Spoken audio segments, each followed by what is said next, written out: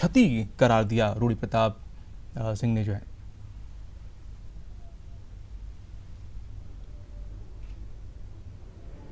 सुषमा स्वराज जी के साथ मेरा एक आत्मीय संबंध था 2 दशक पुराना, और उनकी माँ की जन्मभूमि और हमारी जन्मभूमि 15 किलोमीटर का डिस्टेंस था। एक स्वदेशी की, भारतीय संस्कृति की और संस्कृत की वो अनन्य उपासक रही। रोज गीता स्वाध्याय करती थी।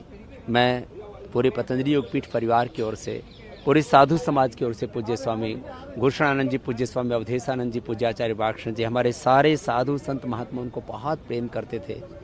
मैं बहुत व्यथित हूँ और भगवान के चरणों में प्रार्थना करता हूँ कि उनको अपनी शरणागति दे। सुषमा स्वराज न केवल भारतीय जनता पार्टी की बल्कि देश की एक प्रमुख नेता थी और विदेश मंत्री रहते हुए उन्होंने निश्चित रूप से ये कहा जा सकता है कि पूरे देशवासियों का जो विदेश में रहते थे उनका भला करने का काम किया था।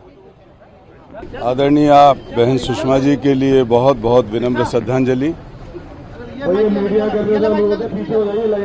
मेरा उनसे परिचय ठीक 40 साल पुराना था,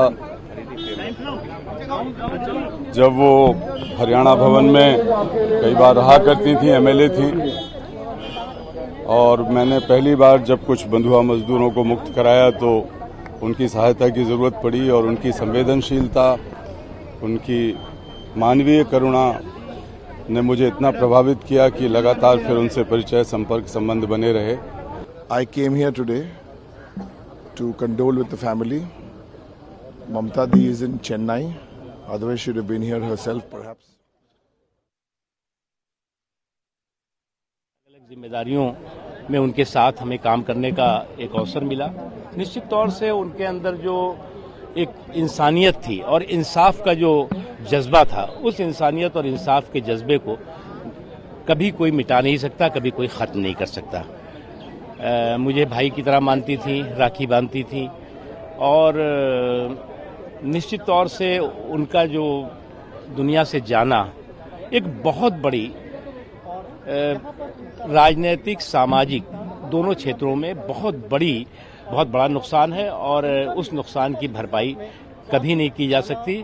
और हमेशा हर पल जो लोग सामाजिक और राजनीतिक क्षेत्र में काम करते हैं, उन्हें सुषमा जी याद आएंगे।